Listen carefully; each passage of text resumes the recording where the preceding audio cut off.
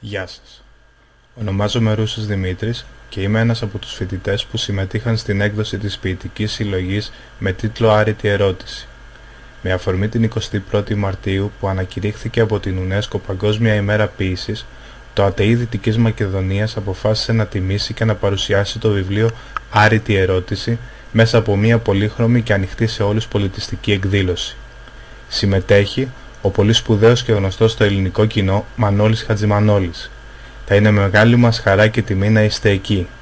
Και να θυμάστε, η ποίηση, η μουσική, η τέχνη θα είναι πάντα το πολυτιμότερο προϊόν της πατρίδας μας.